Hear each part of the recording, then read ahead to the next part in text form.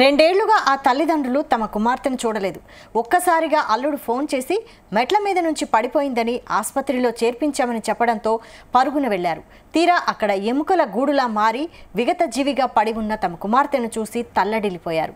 అల్లుడే మా బిడ్డకు తిండి పెట్టకుండా హింసించి హత్య చేశాడని ఆరోపిస్తూ పోలీసులకు ఫిర్యాదు చేశారు.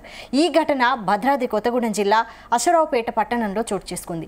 ఖమ్మం జిల్లా విశ్వనాథపురంకి చెందిన లక్ష్మీ ప్రసన్నను అదే మండలం వాసి పూల నరేష్ బాబుకిచ్చి 2015లో వివాహం జరిపించారు. ఈ నెల 23న నరేష్ బాబు అత్తమామలకు ఫోన్ చేసి లక్ష్మీ ప్రసన్న ఇంట్లో మెట్లపై నుంచి కింద పడిపోవడంతో గాయాలయ్యాయని దగ్గరలోని రాజమహేంద్రవరం ఆసుపత్రిలో చేర్పించామని చెప్పాడు. దీంతో వారు ఆసుపత్రికి వెళ్లి చూడగా అప్పటికే లక్ష్మీ ప్రసన్న మృతి చెంది ఉంది. ఎముకల గూడులా మారిన ఆమెను కాసేపు గుర్తుపట్టలేకపోయారు.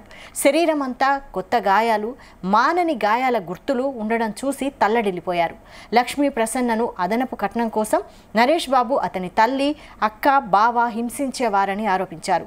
2 ఏళ్ల నుంచి ఆమెను చూపించలేదని, ఫోన్ చేసినా మాట్లాడనివ్వలేదన్నారు. తాము వెళ్లినా ఊర్లో లేదని ఏవేవో కారణాలు చెప్పి పంపించేశారని ఆవేదన వ్యక్తం చేశారు. ఆమెను గృహ నిర్బంధం చేసి ఆహారం పెట్టకుండా చంపేశారని లక్ష్మీ ప్రసన్న తల్లిదండ్రులు ఆరోపిస్తున్నారు.